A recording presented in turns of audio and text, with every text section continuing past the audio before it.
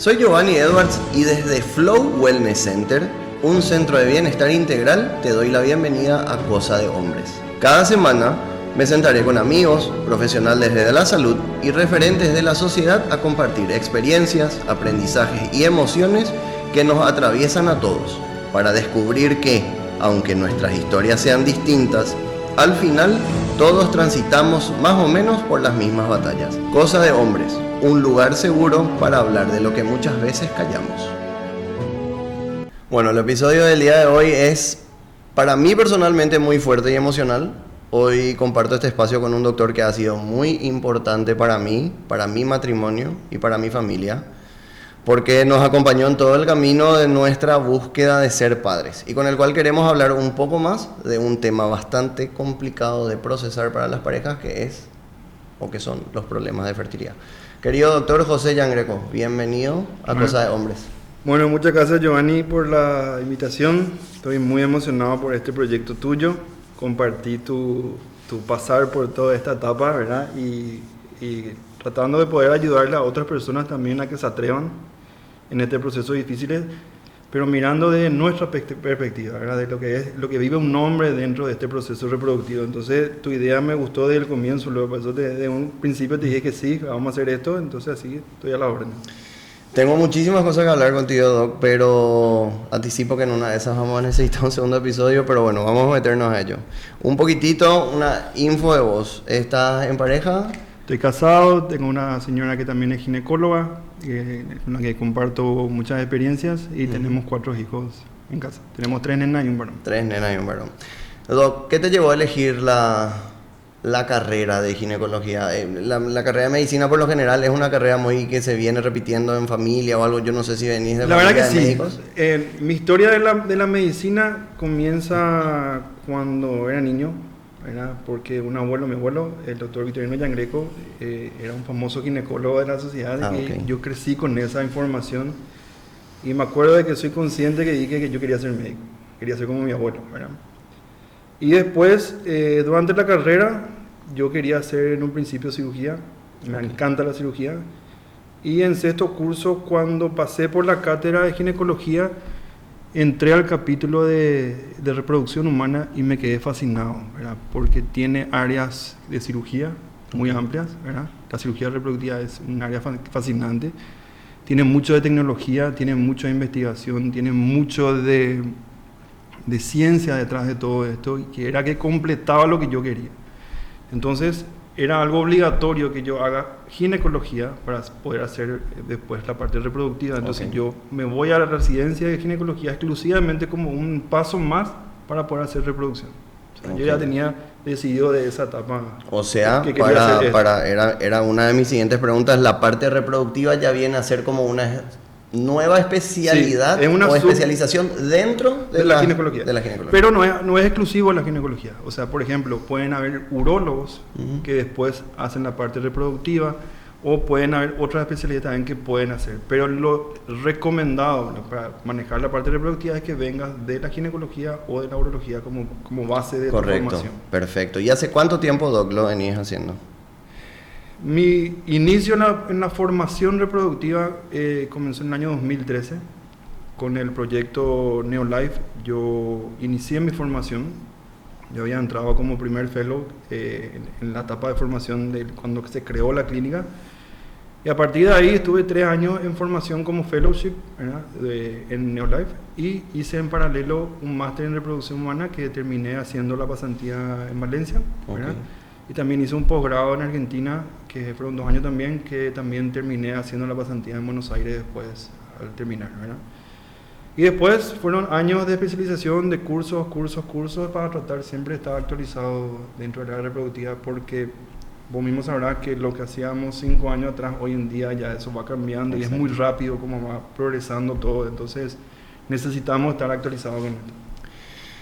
Y metiéndonos un poco más en la medicina en líneas generales, cuando hablamos de que una pareja tiene problemas de fertilidad, independientemente de ella, ambos, ¿cuáles son los métodos existentes que tenemos hoy para ayudarlos a conseguir?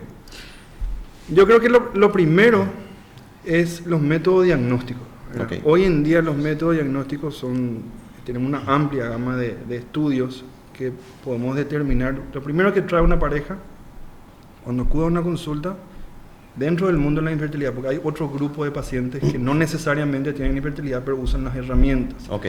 Que podemos hablar si querés de eso después, que son las pacientes con cáncer, que tienen que preservar la fertilidad por algún motivo. Ok. Otro grupo de pacientes. Pero hablamos de lo que son las parejas con infertilidad. Lo primero que busca es un diagnóstico. Quiere entender por qué después de cierto tiempo no está logrando un embarazo. Entonces ahí tenemos herramientas para lograr el diagnóstico exacto, Sí. a veces más de uno, y a partir de ahí plantear cuál va a ser el tratamiento correcto para esa pareja, ¿verdad? Y ahí es donde uno va haciendo un análisis en conjunto con la pareja y voy a decir, bueno, tenemos 3 años de infertilidad, son parejas en donde la mujer tiene menos de 35 años, estos son los estudios que hicimos. De acuerdo al pronóstico, vos vas planteando los tratamientos, las opciones de tratamiento, que puede ir desde una cirugía reproductiva, ¿verdad? En el caso de que tenga que corregir algún tipo de alteración, o puede ir a las técnicas de reproducción asistida, comenzando de lo más básico, que es el coito programado. Correcto. ¿Verdad? A partir de ahí pasas, si es que no funciona o no está indicado, te vas a la inseminación. Correcto. Y si no, vas a lo que es la técnica de reproducción asistida de alta complejidad, que vendría a ser la fecundación in vitro, donde puedes usar materiales propios, semen y óvulos, o materiales donados, en el caso de óvulos y en el caso de espermatozoides, ¿verdad? Entonces va abriendo la gama de opciones de tratamiento en base a la técnica que vas a seleccionar de acuerdo al pronóstico que tenga esa paciente. Ahora, el coito programado y la inseminación se consideran técnicas de baja complejidad, donde que la fecundación ocurre en la trompa de la mujer, como ocurre fisiológicamente. Correcto. Y la reproducción asistida de alta complejidad, la fecundación ocurre fuera del cuerpo, ¿verdad? Se hace dentro de un laboratorio donde se crea el mismo escenario que ocurre en la trompa, pero dentro del laboratorio. Correcto.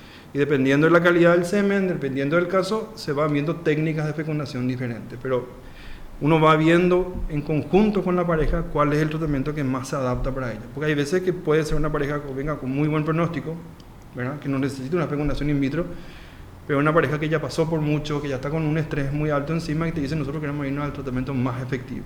No necesita ir pasando por esas etapas para llegar a un tratamiento de alta complejidad.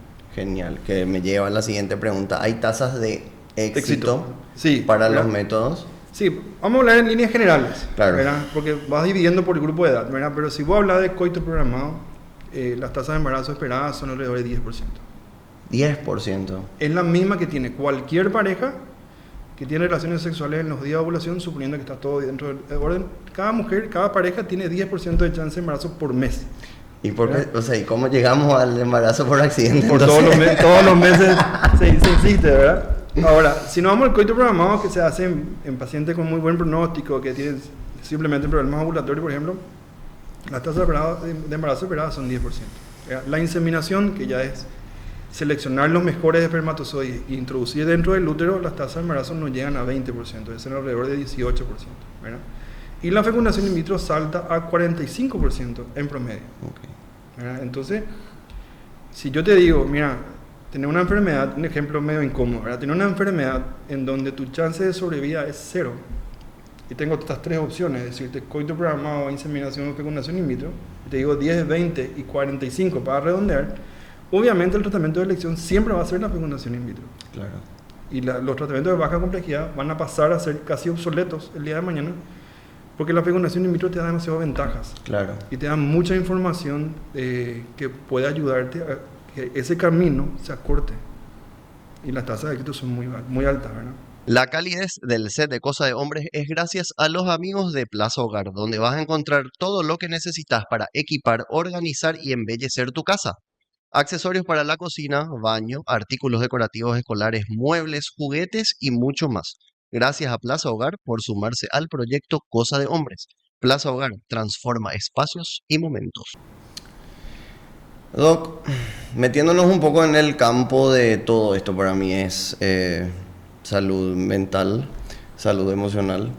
Nosotros con Majo sabes que hemos pasado por prácticamente todo el proceso de los pasos y las alternativas que hablaste, pero a tu consultorio llegan personas o llegan parejas que por lo general están en un momento de bastante vulnerabilidad.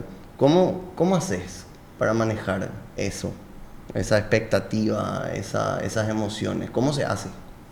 Y realmente es muy difícil, pero yo creo que la opción más sencilla para manejarte todo el día y ver 8 o 10 casos por día de estas parejas es ponerte en el lugar de esa persona.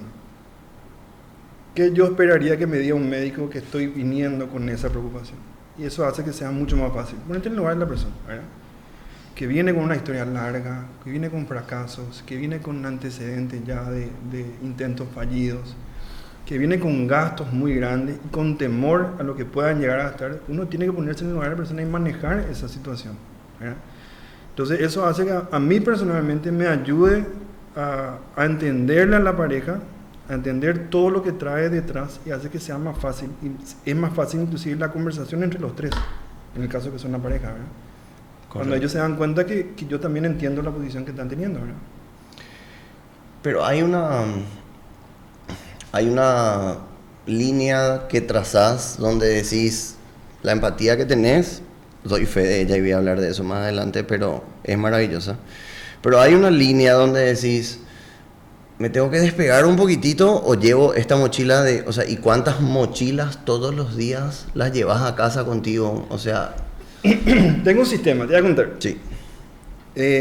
Yo recibo casi todos los días resultados de test de embarazo, de los tratamientos que vamos haciendo, ¿verdad? Y cuando recibo el resultado, yo miro, es positivo. Yo creo que soy yo el que estoy más ansioso en llamar a la paciente y decirle, es positivo, ¿verdad? Logramos el embarazo, nos vemos una semana y todo lo que implica. Pero cuando es negativo y veo mi consultorio, estoy lleno, entonces yo busco el momento, generalmente es cuando termino el consultorio, me subo a mi auto y tengo un trayecto entre el tráfico de media hora, de darme el tiempo de llamarle a esa paciente y explicarle que el resultado es negativo. Y emocionalmente cuesta muchísimo, porque sé todo lo que hicieron para llegar hasta ese estudio y que sea negativo. Tienes que explicarle a lo que ya habíamos hablado, inclusive cuesta mucho desprenderse de esa línea, ¿verdad? Y a mí realmente me bajonea porque tanto le conozco a mis pacientes que estoy tan entusiasmado por lo que estamos haciendo, que yo creo en lo que estamos haciendo, y cuando es negativo realmente te bajonea, ¿verdad? Y llega un momento que no podés evitar tener esas pequeñas mochilas en la cabeza, es inevitable y desgasta muchísimo. Realmente a mí me desgasta mucho porque esa línea me cuesta muchas veces separar, porque yo le considero, terminan siendo todas las parejas, terminamos siendo amigos, ¿verdad? Entonces es difícil, realmente es difícil. Yo tengo una anécdota que contar, personal. No, la idea es no ponerte incómodo, pero creo que yo siento que parte de la necesidad de hacer este podcast vino de estas vivencias. Nosotros, ¿por qué te consideramos tan importante con Majo? Porque cuando nos enteramos de que teníamos estos problemas para concebir o estos problemas de infertilidad, probamos todos los métodos hasta llegar a la última. Y recuerdo que cuando recibimos la noticia recién, era como muy abrumador la cantidad de información que teníamos que hacer, los tratamientos, el costo, todas las cosas. Y yo soy el preguntón de los dos, ya sabes, perfectamente, porque creo que por lo menos cumplí con el papel de acompañarle prácticamente todo el tiempo a Majo en esto. Y era una noche de muchas preguntas, que no podíamos dormir, y le digo a Majo, le voy a llamar a José. Me dice, ¿cómo le vas a llamar a las 10 de la noche? Me dice. Y bueno, que me rete, le digo, pero le voy a llamar. Me atendes el teléfono. Empezamos a hablar y había un pequeño delay en la llamada. Y aparte no te notaba con esta energía vocal, de concentración. Entonces yo te digo, Doc, perdón, pero claro, yo estaba, en mi cabeza eran las 10 de la noche. Y nunca voy a olvidar que me dijiste, pasa que estoy en un curso, en una capacitación o en un congreso. Estoy en Finlandia, me dijiste. O un país así muy... Y después era así, eran las 5 de la mañana para vos, eran las 4 de la mañana para vos. Pero eso vino después de taladrarte con 18 preguntas de por qué y cómo y cuándo y cómo se hace y por qué pasa esto. Y para nosotros esa fue así uno de los gestos de humanidad más grande que recibimos en lo que para nosotros es, para lo que nosotros fue este proceso, ¿verdad? Bueno, dicho esto, quiero hacerte una consulta. Nosotros, a lo largo de 10 años de tratamiento con 2 años de pausa por pandemia, tuvimos 8 intentos. Alegra vino bastante rápido, vino en el segundo, me acuerdo que fue un primer intento, luego el segundo vino Alegra, nuestra vida cambió, encima creo que te lo dije un montón de veces, yo quería que sea nena, yo me siento papá de nena, etcétera, etcétera, y hablé muchísimo, o sea, tu trabajo aparte de ginecólogo fue de mucho de psicólogo conmigo, hasta tener que cerrar el año pasado con el último intento que finalmente no dio negativo para la posibilidad del hermano o la hermana que no llegó, ¿verdad?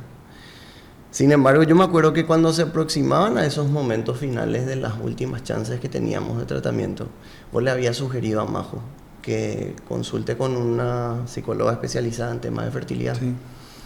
para justamente preparar cualquier escenario positivo o negativo. Y a mí me llamó mucho la atención y quería saber, ¿vos sabés si esto existe también para hombres? La verdad que yo por lo menos voy evaluando en casos largos, difíciles, mucha emoción de por medio. Voy viendo porque hablo mucho con la paciente, ¿verdad? Yo voy viendo si necesitan un apoyo adicional. No tengo la autoridad para decir eso, pero voy viendo a veces que les cuesta un poco avanzar. Y llega un momento que la mayoría de las veces se da, es que les recomiendo a la pareja acudir a una psicóloga, ¿verdad? Y se da, viendo tu pregunta, es una realidad, ¿verdad?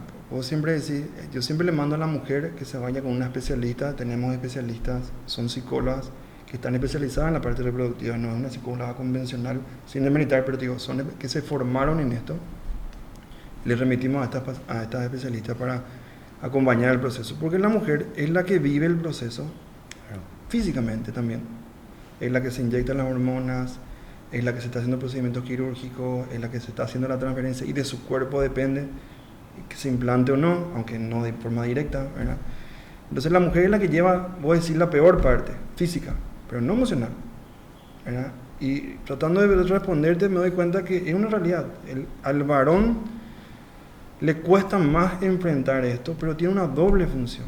Acuérdate que la infertilidad, en caso de la pareja, la viven los dos, no la mujer, no el varón, ¿verdad? Los dos están siguiendo el mismo camino, buscando un embarazo, ¿verdad? Y a los dos les cuesta por igual, pero cada uno tiene sus tiempos, ¿verdad?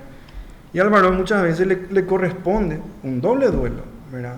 Porque vos tenés el tuyo, está el de tu señora que está siguiendo físicamente también todo esto, y tu obligación es soportarle, claro, entre comillas, ¿verdad? Y hacerle de apoyo para ella.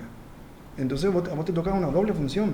En la mayoría de los casos es así, ¿verdad?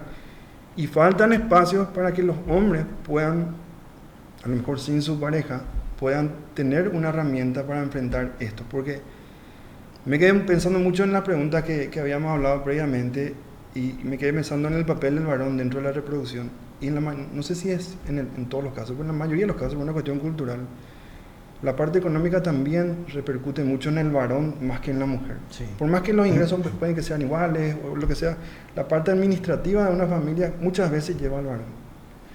Entonces está sufriendo el problema económico, el problema de infertilidad y su deseo también de ser padre, y tiene que sobrellevar todo eso.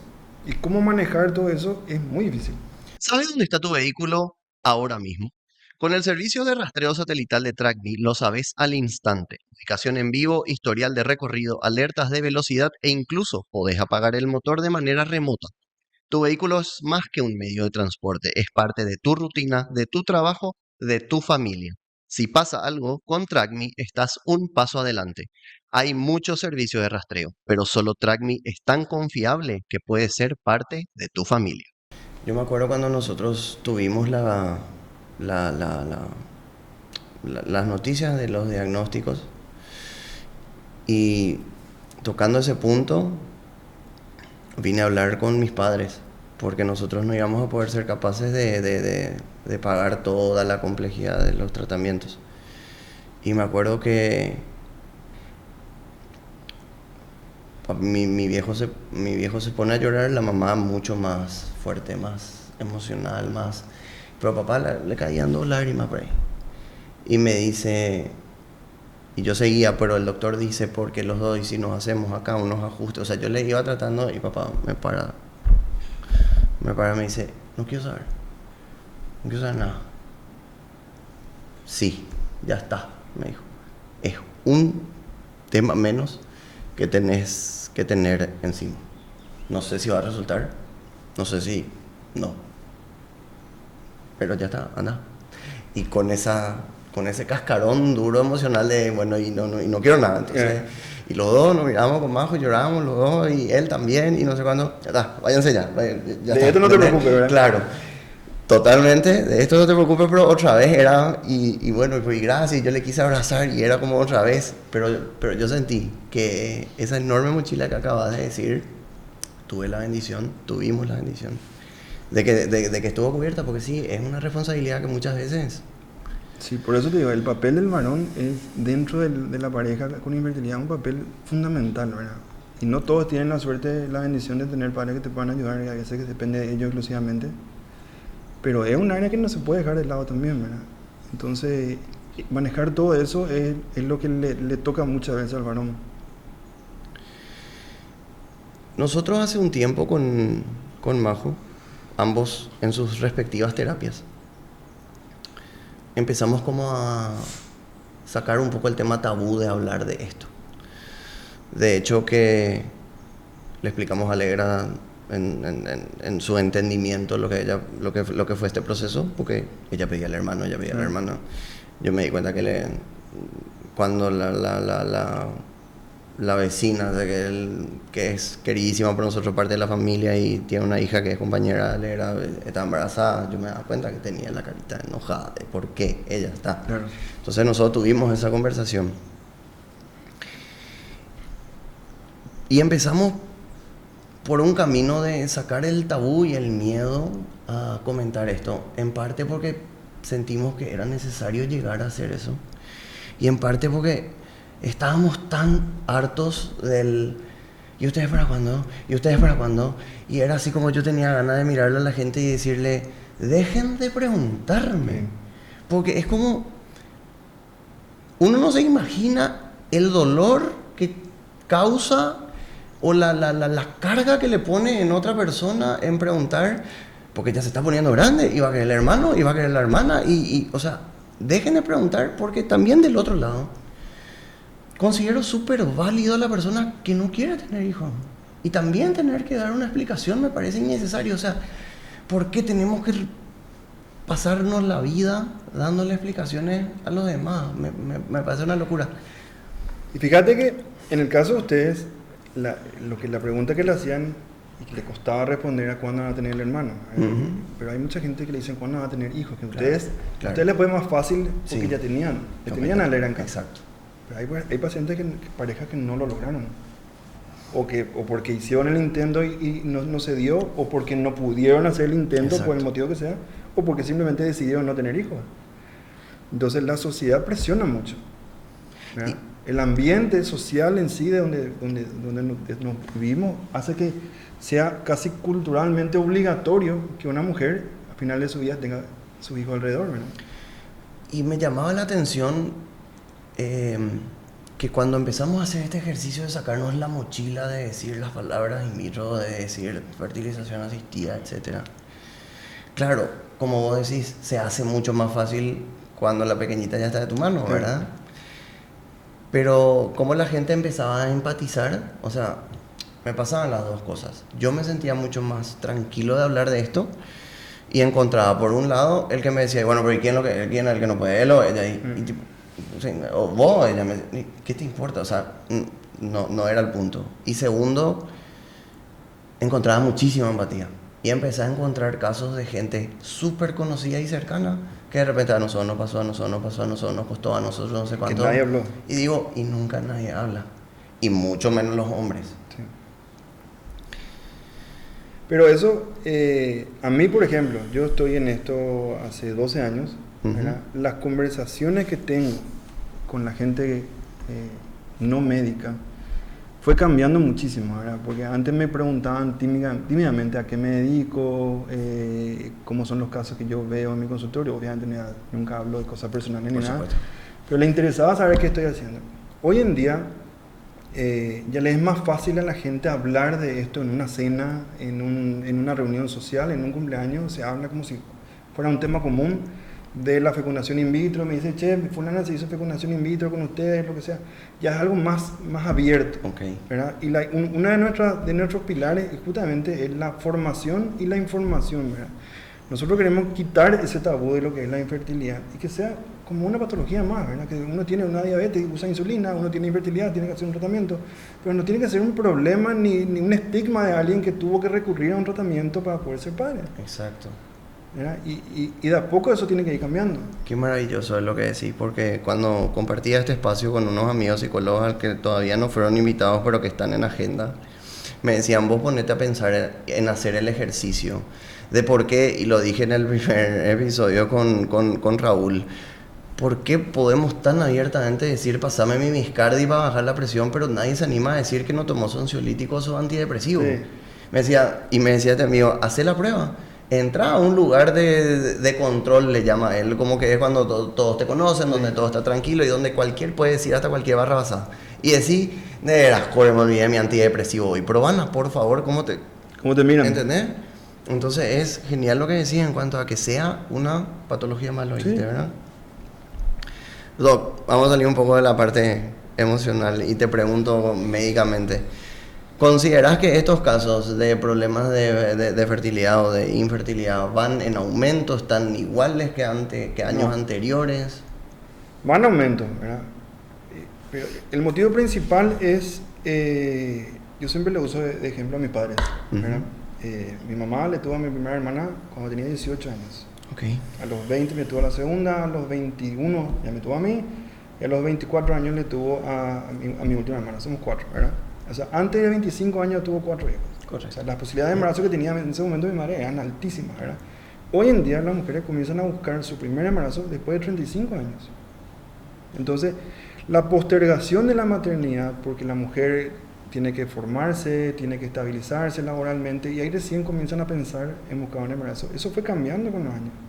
Antes las mujeres tenían 3, 4 hijos, hoy tienen 1 o 2 hijos, o sea, el número de hijos fue cambiando. Entonces eso hizo que vayan apareciendo otros factores asociados a la reproducción que haga que la tasa de embarazo vaya bajando, ¿verdad? Que la infertilidad sea más frecuente ver, porque el índice de consulta en una clínica de fertilidad es 39 años, ¿verdad? Donde hacen su primera consulta. Ese es el índice. Sí, la edad promedio de consulta es 39 años, ¿verdad? Fíjate, ¿verdad? Entonces, por un lado está la postergación en sí, ¿verdad? Y después el estilo de vida, los factores ambientales también hacen que bajen la calidad de los gametas. En el caso de los espermatozoides, en el caso de los óvulos se ve afectado también por el ambiente. Pero principalmente, el motivo principal de que está tan frecuente esto y que fue en aumento es por la postergación de la maternidad en las mujeres, principalmente. Cuando consultan, bueno, porque cuando van a consultarte a vos, dijiste 39 años, ya es porque ya están con algún problema de infertilidad. Y hay varios grupos, ¿verdad? Tenemos mujeres que cumplen 35, 36 años, están en ambientes donde las amigas comienzan a tener hijos, ¿verdad? Comienzan a hablar mucho de eso, cumpleaños, baby shower y cosas así, y se hacen la pregunta si será que pueden tener hijos, entonces vienen a consultar para ver su estado, ver su reserva ovárica, cuántos óvulos tienen en ese momento de su vida. Correcto. Y con la idea de decir, mira, yo quiero ser madre, pero todavía no, doctor. ¿No? Es un grupo que viene para preservar óvulos, ¿verdad? Después otro grupo viene cuando ya se puso a prueba, comienzan a buscar un embarazo, pasó 6 meses, pasó 1 año y no lo están logrando, entonces comienzan a sospechar de que hay un problema, que a partir de 1 año, en mujeres menores de 35 años, se considera que hay el diagnóstico de infertilidad, y a partir de 35 años para arriba, con 6 meses nosotros ya actuamos como si fuera un caso de infertilidad, ¿verdad? Entonces son ese grupo de pacientes que vienen también, que es la mayoría, ¿verdad? Y después está el otro grupo de pacientes que viene con una carga más grande todavía, ¿verdad? Que son las pacientes que tienen abortos, por ejemplo, abortos a repetición. Son pérdidas recurrentes de la gestación que tuvieron 2 o más abortos consecutivos, que logran el embarazo, pero se interrumpe. Ese también es un grupo especial de pacientes que acude, ¿verdad? Luego de estos fracasos, que no necesariamente sea el tiempo de infertilidad, pues ya tuvieron 2 o 3 abortos en ese tiempo, ¿verdad? Entonces son varios grupos. Y también otro grupo de pacientes son las pacientes oncológicas, ¿verdad? Claro. Pacientes que se diagnostica un cáncer, sea la edad que sea, y se les recomienda antes de iniciar el tratamiento que congelen sus óvulos porque la mayoría de los medicamentos de quimioterapia afectan la calidad de los óvulos de forma drástica, ¿verdad? Entonces, Correcto. antes de recibir, congelan, se van, hacen el tratamiento y una vez curadas, vienen a usar esos óvulos. Quiero hablar de la casa de este podcast. Flow Wellness Center, mejor conocido como Flow, es un lugar con una energía especial. Un centro de bienestar integral física y mental donde podés encontrar pilates, yoga, consultorios nutricionales, psicológicos y mucho más, con profesionales capacitados y la mejor atención. Si querés conocer más sobre los servicios que podés encontrar en Flow, te dejo más abajo la info de sus redes para que los sigas y descubras todo lo que tienen para ofrecerte. Flow. Doc, en nuestro caso particular, nosotros, Majo tenía su ginecólogo, con el cual, luego de no lograr a través de los intentos del coito programado, ahí nos derivaron, digamos, a Neolife junto a vos, junto a ustedes. Y luego de lograr el embarazo, corregime si digo algo, ella volvió con su ginecólogo. ¿Eso es una práctica Sí. normal? Sí, nosotros como centro de referencia en infertilidad, una de las políticas es justamente esa, ¿verdad? Que los médicos también, que es otra fuente de pacientes, es la remisión de los colegas, es que vengan, logren el embarazo y se quedan con nosotros hasta la semana 7 de embarazo más o menos, y a partir de ahí les remitimos otra vez con sus médicos tratantes a que sigan su control prenatal con ellos, ¿verdad?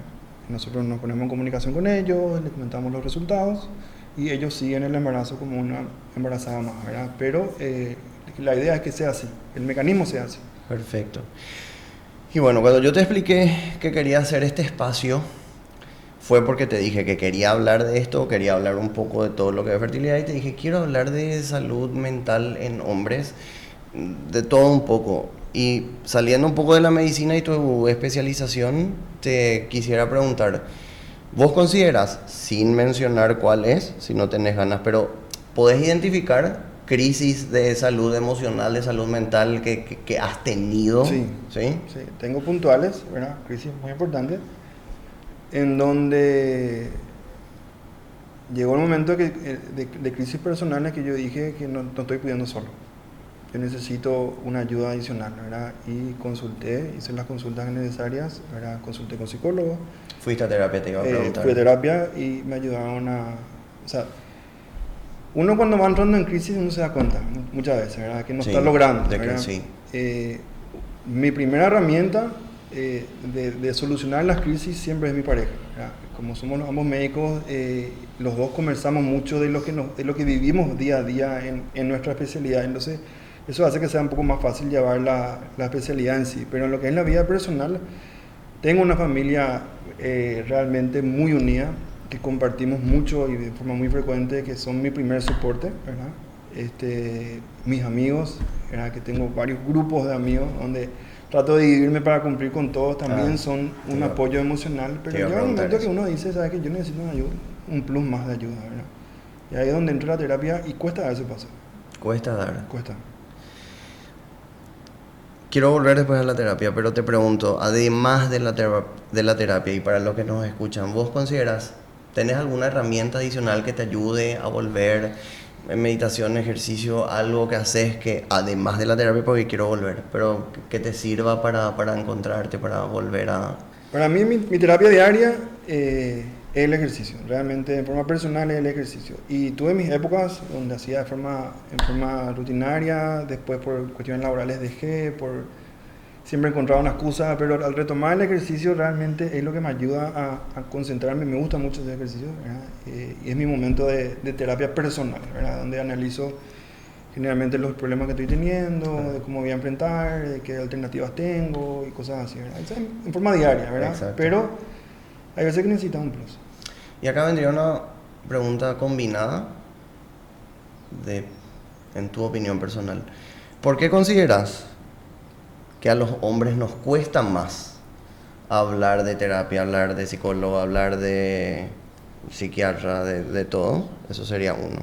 Y dos, te la combino con... a los hombres les cuesta más hablar de problemas de fertilidad que a las mujeres. Si vamos primero por a los hombres en sí, yo creo que hay mucha mucha información hoy en día que hace que uno a veces solo investigue qué es lo que está pasando, ¿verdad? Porque acá en Paraguay, por una cuestión cultural, el hombre sí tiene que aguantar todo. Ujú. Fuimos criados así, ¿verdad? El macho es el que no llora, el hombre no puede llorar, el hombre no puede expresarse. Tiene que aguantar y soportar siempre, ¿verdad? Y eso va cambiando con el tiempo, pero por una cuestión cultural le cuesta mucho al hombre, ¿verdad? Y dentro de lo que es el área reproductiva, al hombre le toca en el mismo porcentaje que a las mujeres el problema. Si vos ves, mezclando el tema, ¿verdad? Que la infertilidad, las causas de infertilidad se dividen en que el 30% de los casos el problema es femenino, no la mujer en sí, sino algún problema femenino. Claro. El 30% de los casos el problema es masculino, 20% de los casos el problema es mixto. O sea, los dos tienen algún problema y hay un 20% que se llama infertilidad sin causa aparente. Entonces, si se pone a pensar, en el 50% de los casos el varón tiene algún tipo de implicancia dentro del área reproductiva. Ahora, ¿qué porcentaje de estos pacientes varones consultan? Es bajísimo. Es muy bajo. La mayoría de las veces, la que hace la que da el primer paso es la mujer. Claro. En la mayoría de los casos. ¿Verdad? O eso es lo que te transmiten en la consulta. A lo mejor fue por insistencia de la pareja, pero en la mayoría de los casos la mujer es la que se siente responsable porque es la que no están pudiendo lograr el embarazo y por una cuestión general piensa que el problema viene a partir de la mujer. Pero se ve que hoy en día es el mismo porcentaje, ¿verdad? Y en cuanto al acompañamiento, en el momento de una vez que ya hay asumido un diagnóstico, al hombre le cuesta más irse a sentarse, ¿no? Realmente es llamativo eso, ¿verdad? Porque dentro de mi consultorio general, en el 90% de los casos la mujer viene sola, ¿verdad? Ahora, cuando yo estoy manejando una pareja con infertilidad, mi paciente es la pareja. Claro. O sea, los dos tienen que venir. Nosotros les alentamos siempre a que vengan los dos. Yo necesito de los dos. Y en el 90% de los casos, viene la pareja a la consulta, ¿verdad? Entonces cambia mucho de acuerdo a cuál es la patología que estamos tratando, ¿verdad? Y en este caso tenemos un buen acompañamiento de los varones en estos problemas. Bueno, Doc, para cerrar, de nuevo, no es la intención hacerte sentir incómodo, pero quiero que leas algo, quiero tomarme la licencia de que me dejes leer algo que redactamos con mi otra productora, porque hay un productor de este podcast y hay una productora. Y así quisiera cerrar.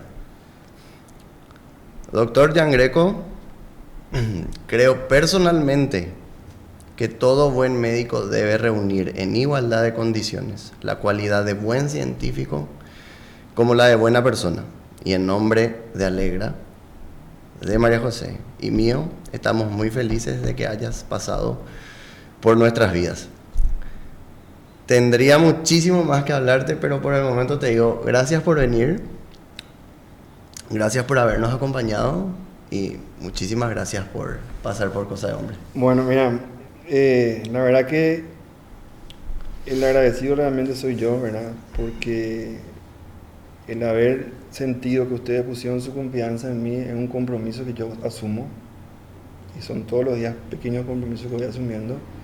Entonces es un honor para mí poder acompañarle en este proceso, poder ayudarle en este proceso, ver que tuvo sus frutos, verle ahí, ¿verdad? Entonces es muy emocionante y le agradezco realmente a ustedes por permitirme ser parte de su vida, por lo menos de manera cotidiana, ¿verdad? Y estoy siempre atento para lo que pueda ayudarle a más personas a que logren lo que ustedes lograron. Gracias, Doc. Un gusto tenerte. Igual.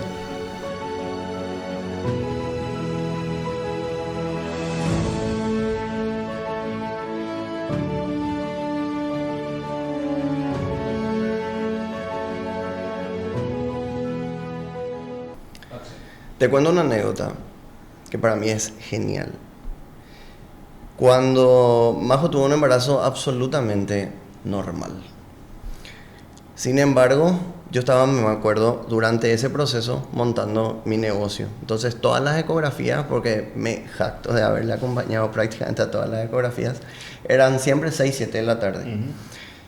Sin embargo, por algo que yo considero Dios, nos informan que la última, en esta ecografía en particular, iba a tener que ser de mañana por un compromiso que tenía el doctor.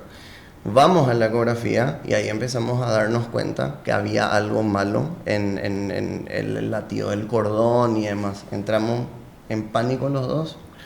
35 semanas, empiezo a escuchar falta de oxígeno, falta esto, o sea, fue un descalabro.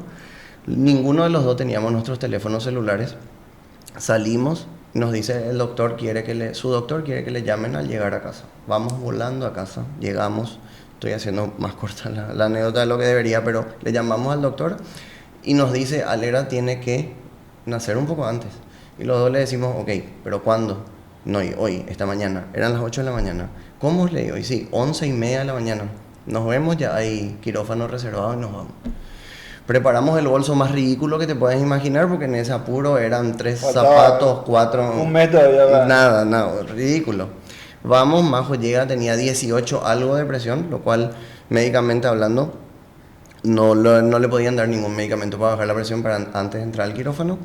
Y ella empieza a hacer ejercicios de meditación, de respiración, que le llevaron a bajar lo suficiente. Y ahí estábamos nosotros, aterrados, barbudos, yo sucio, o sea, horrible todo. Entramos al ascensor, estos de carga, digamos, de la parte de atrás, y Majo en una silla de ruedas llorando. Entra una enfermera, de estas típicas enfermeras de hospital grande, ella, y le dice, ¿qué te pasa, mi reina? Y ella le dice, es que van a ser mi bebé. A lo cual ella no entiende, y le dice, pero es una gran bendición, ¿por qué estás así? Y sale Majo y le dice, lo que pasa es que es prematura, y tenemos miedo, le dice. Y me mira a mí la enfermera y me dice, ¿les puedo preguntar algo? Y ahí me mira a mí y me dice, pero no te vayas a enojar conmigo, señor, me dijo. No, por supuesto, claro, ¿qué cosa? Le digo. Y me dice, ¿qué va a hacer? Y Majo le dice, es nena. Y ahí me dice, no te enojes conmigo. Pero si es nena, quédate tranquilo, no va a pasar nada. Porque ustedes los varones lo que son inútiles, me dice, ¿verdad? Y nos empezamos a matar de la risa. Cosa que descontracturó absolutamente todo ese momento, que sirvió maravilloso. Y bueno, y la segunda anécdota dentro de la misma es que Majo ya se fue al quirófano y te veo llegando. Cosa que hasta ahora no sé muy bien si te fuiste porque te tenías que ir, porque quisiste o no, pero bueno. Empiezo a preguntarte las cosas, como soy preguntón. Me diste un poco de seguridad, me llaman y entro al quirófano. Posición de cesárea. Y Majo, entonces, solamente a mí se me ocurre pensar en ese momento que ella va a querer saber algo positivo, ¿verdad? Entonces yo me siento al lado y le digo, Gordi, hablé con Jean Greco y me dijo tal cosa, y nunca me voy a olvidar. Me mira y me dice, cállate, me dijo, ¿verdad? Y me quedo callado en ese momento, perdón. Y bueno, esas dos fueron las dos grandes anécdotas del nacimiento de Alegra. No, yo me acuerdo perfectamente de esa conversación, porque acompañé todo el proceso. Me acuerdo de la cirugía de Majo también, y me acuerdo del callate de Majo también. Así que bueno, después escuché el 11:32, me parece que nunca me voy a olvidar. 11:32, el llanto, y bueno, ahí sí, la vida fue chiquitita, fue prematura todo, pero hoy es la niña de nuestros ojos. Bueno, me alegro realmente de poder haber acompañado hasta la anécdota. La traté de hacer más corta.